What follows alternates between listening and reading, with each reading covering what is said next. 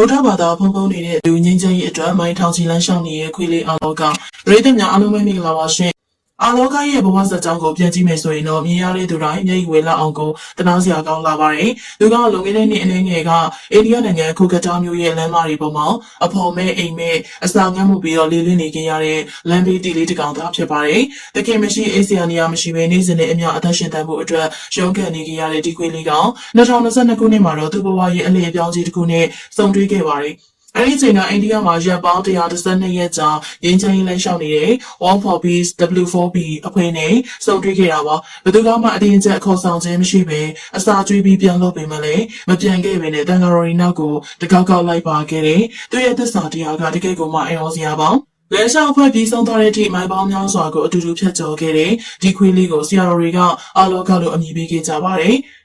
လမ်းလျှောက်ခီးစဉ်အပြီးမှာဗီယက်နမ်ထေရဝါဒဆရာတော်ဦးပညာကာရာကဒီခွေးလိမ်မာလေးကိုပြင်မထားခဲ့နိုင်ပါဘူး။လမ်းဘေးခွေးလေးတစ်ကောင်ကိုအမေရိကန်နိုင်ငံထိခေါ်ဆောင်လာဖို့ဆိုတာမလွယ်ကူပါဘူး။စစ်စစ်ခတန်ယူခါနဲ့စာရွက်စာတမ်းကြီးတွေအပါအဝင်အမေရိကန်ဒေါ်လာ1000ခွေမြန်မာငွေကျပ်300ချီဝန်းကျင်အကုန်ကြားခံပြီးတော့စစ်စစ်မြတ်တာကြီးမားစွာနဲ့အမေရိကန်ကိုခေါ်ဆောင်လာခဲ့တာဖြစ်ပါတယ်။ဒါကအတီလေးတစ်ကောင်ပေါ်မှာထားရှိတဲ့ဆရာတော်ရဲ့မဟာဂယုဏတော်ကိုပြသနေရပဲဖြစ်ပါတယ်။အခု2026ခုနှစ်မှာတော့အလောကကအမေရိကန်မြေပေါ်မှာတန်ဃာတော်တွေနဲ့အတူနောက်ထပ်သမိုင်းဝင်ခရီးစဉ်တစ်ခုကိုရှောင်လန်းနေပါတယ်။တက်ဆက်ပြည်နယ်ကနေဝါရှင်တန် DC အထိမိုင်ပေါင်း2300ကျော်ရှိလျားတဲ့ခရီးစဉ်မှာအလောကကတော့အဖွဲ့ဝင်တဦးဖြစ်တဲ့တက်ကြွစွာပါဝင်နေပါတယ်။သူရဲ့နှစ်ဘူးပေါ်မှာတဘာဝတိုင်ပါရှိနေတဲ့အဖြူရောင်အသေးပုံအကွက်လေးကလူဟာကဘာကြီးကိုချစ်ချင်းမြတ်တာမျှဝေဖို့ရောက်ရှိလာတဲ့ငြိမ်းချမ်းရေးတန်တမန်လေးဆိုတော့ကိုသက်သေပြနေတယ်လို့ပါပဲ။လက်ရှိ2026ခုနှစ်ဇန်နဝါရီလရဲ့ခါသိလာတဲ့အဆောင်အေးတန်နှင်းပွင့်နေကြမှာလူသားတွေတောင်ပြင်ပန်းနှွှဲနေချိန်မှာအလောကကတော့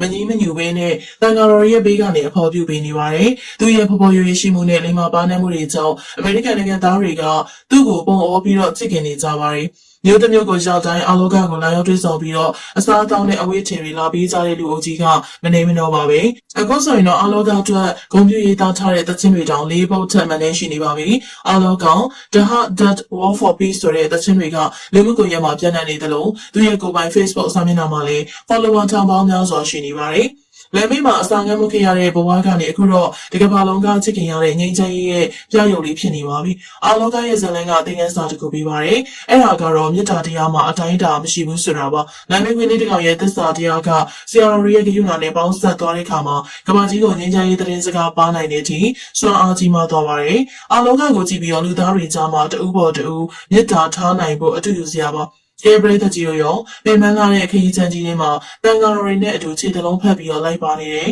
ခွေးလိမ်မာလီအလောကအတွက်ပေါင်းများစွာတောင်းပေးခြင်းပါသလဲသူရဲ့နဘူးဘော်ကအသေးပုံလေးတွေအတိုင်းကဘာကြီးတစ်ခုလုံးမြတ်တာတက်တွေနဲ့အေးချမ်းသွား